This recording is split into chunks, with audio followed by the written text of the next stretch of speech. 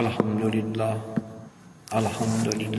وکفا وسلام علی عبادہ الذین اصطفا اما بعد فاعوذ باللہ من الشیطان الرجیم بسم اللہ الرحمن الرحیم ایاک نعبد و ایاک نستعین اہدنا الصراط المستقیم صراط الذین انعمت علیہم غیر المغضوب علیہم ولا الضالین سبحانک لا علم لنا الا ما علمتنا انک انت العلیم الحکیم رب اشرح لی صدری ویسر لی امری واحلل عقدۃ من لسانی یفقہوا قولی ان اللہ وملائکتہ یصلون علی النبی یا ایہا الذین آمنوا صلوا علیہ وسلموا تسلیما الصلاة والسلام علیک یا سیدی یا رسول اللہ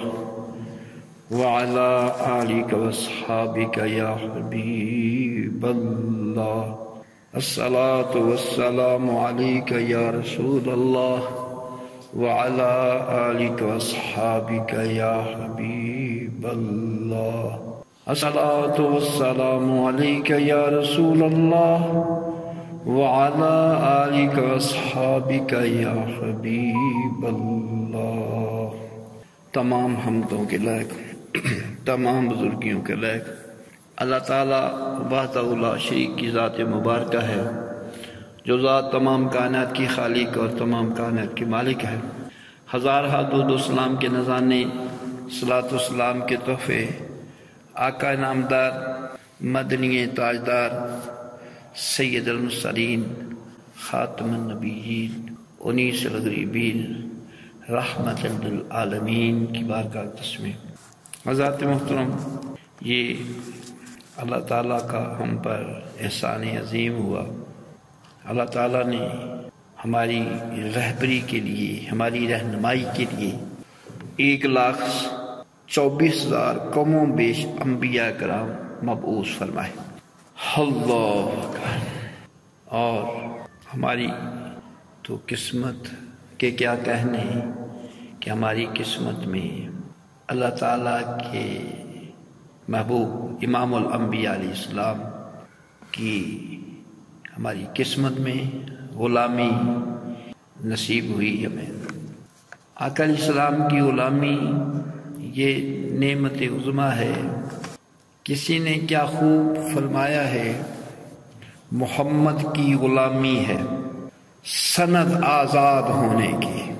دنیا داروں کی غلامی میں الجھنے، دکھ، غم، لیکن وہ کریم آقا علیہ السلام کی غلامی وہ ہے جو پہچان گئے، جن کو اللہ نے سمجھ دی، شعور دیا،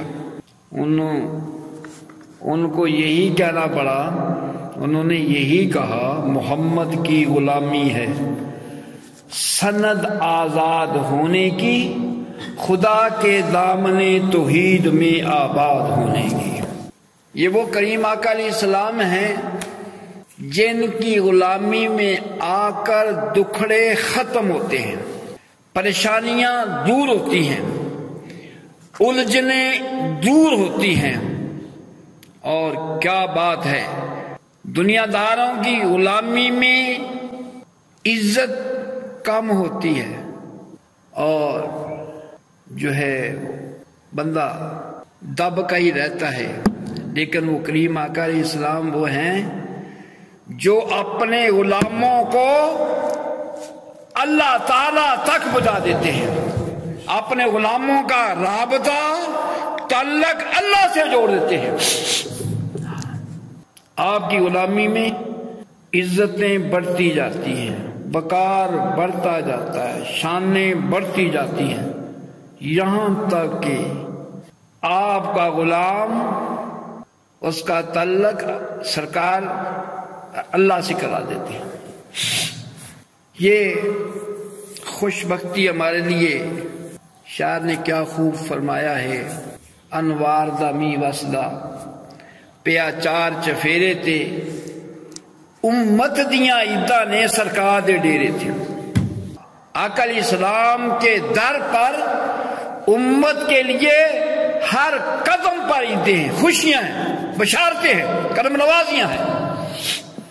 کوئی دریا کے کنارے بیٹھ کر، سمندر کے کنارے بیٹھ کر بھوکا اور وہ پیاسا رہے، پھر اس کی بدقسمتی ہو سکتی ہے. ہو مدینے والی سرکار کا غلام، اللہ کے محبوب کا غلام، پھر وہ غموں میں، دکھوں میں، پریشانیوں میں گرا رہے اور وہ جہنم کی طرف جا رہا ہو تو اس کی بدقسمتی ہو سکتی ہے. آقا علیہ السلام نے تو ہمارے لیے وہ کرم نوازیوں کے دروازے کھولے ہیں، وہ کرم نوازیاں فرمائی ہیں جو کوئی بھی نہیں کر سکتا. تو شاعر نے کیا خوب فرمایا، اتنا دیا سرکار نے مجھے. آقا علیہ السلام کی غلامی میں آئے، سرکار نے اتنا دیا، اتنا دیا، قربان جائے، اتنا دیا سرکار نے مجھ کو، اتنی میری اوقات نہیں، یہ تو کرم ہے ان کا ورنہ مجھ میں ایسی بات نہیں. کسی اسکول کالج میں گولڈ میڈل ملتا ہے، یہ اس بچے نے پورے بورڈ میں اول پوزیشن حاصل کی، یا اور کوئی کارنامہ سمجھا. ہمارے اندر بھی ایسی خوبی نہیں. یہ جو کرم نوازیاں ہیں، یہ عنایتیں ہیں، سرکار کی کرم نوازی ہے. پچھلے جمعے بیان ہو رہا تھا رجب شریف کا. پیارے کریم آقا علیہ السلام وہ عظیم ذات ہے جو ہمیں عرشوں کی باتیں سنائیں. کوئی بات کرے گا، لاہور کی بات کرے گا، کراچی کی بات کرے گا، امریکہ کی بات کرے گا، اللہ. لیکن وہ کریم آقا علیہ السلام ہیں، ان کی شان ہے کہ آپ عرشوں کی بات کرتے ہیں، جنت کی باتیں کرتے ہیں، اپنی امت کو جنت میں لے جانا چاہتے ہیں. تو رجب شریف کا مہینہ، اس میں عبادت، ریاضت، صدقہ، خیرات اور روزے کا تذکرہ ہو رہا تھا. اس کے علاوہ حضرت ابو سعید خدری بیان فرماتے ہیں کہ ایک بار رجب کے پہلے روز میں حضور نبی کریم صلی اللہ علیہ وسلم کے پاس گیا. یہ غلام جاتے تھے سرکار سے تحفے، یہ گلدستے، یہ موتی ہیرے لے کر آتے سارے. آقا علیہ السلام کی ہر بات انمول، خزانہ، برکتوں کا خزانہ، رحمتوں کا خزانہ، کرم نوازیوں کا خزانہ. آقا علیہ السلام کی ہر بات میں عظمتیں پوشیدہ ہیں. غلام بھی آقا علیہ السلام کو محبت سے تکتے رہتے اور اپنی جولیوں میں وہ محبوب جو موتی نچھاور فرماتے وہ اپنی جولیوں میں محفوظ کر کے آتے، پھر بانٹتے آگے بانٹتے. تو رجب کے پہلے دن حضرت ابو سعید خدری فرماتے ہیں کہ میں نبی علیہ السلام کے پاس گیا، آپ نے دریافت فرمایا کہ اے ابو سعید بتاؤ وہ کون سا دن ہے. ایک بڑی آپ قیمتی بات فرما رہے ہیں، آپ کی بات ہر بڑی قیمتی ہے، خدا کرے ہم اپنی جوڑیوں میں ڈال لیں، اس سے فائدہ اٹھائیں. آقا علیہ السلام نے فرمایا وہ کون سا دن ہے جس کی بلائی نہایت زیادہ، بہت زیادہ ہے، جس کی بلائی بہت زیادہ ہے. اور فرمایا وہ کون سا دن ہے جس کی برکت نہایت عظیم ہے. یہاں عظمت کی باتیں، کریم آقا علیہ السلام کی بارگاہ میں عظمت کی باتیں. فرمایا جس کی برکت نہایت عظیم ہے. قربان جائیں غلاموں پر.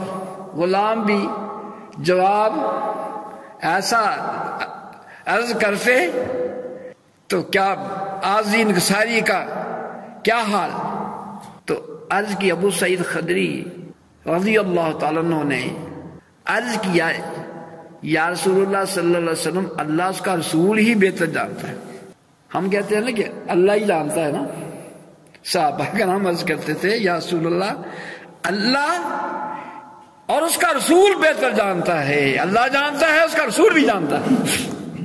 تو آپ نے فرمایا حضرت جبرائیل علیہ السلام نے مجھے خبر دی ہے کہ جب رجب کی پہلی شب ہوتی ہے، پہلی رات آتی ہے نا رجب کی، آج رجب کی 2 تاریخ ہے، آج رات تیسری آئے گی، آج پہلی رات کی بات، پچھلے جمعے میں بھی پہلی رات کی عظمتیں بیان ہوئی تھی۔ تو فرمایا جب رجب کی پہلی رات ہوتی ہے تو اللہ تعالی ایک فرشتے کو حکم فرماتا ہے کہ وہ پکارتا ہے، سن لو توبہ کے مہینے کا چاند نکل آیا۔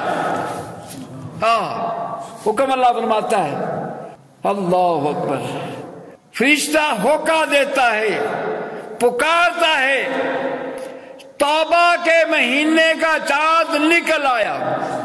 سوئے نہ رہنا، غافل نہ رہنا، حکم دیا ہے اللہ نے، کس کو؟ فرشتے کو، جا کے ہوکا دے دو۔ جن کا باطنی رابطہ ہے نا اللہ کے ساتھ، خود ان کے دل میں القاء ہوتا ہے، ایسی عظیم گھڑیوں میں اس کے اندر کشش، اللہ کی طلب تڑپ بڑھتی ہے، دل ہی میں اللہ تعالیٰ القاء فرماتا ہے۔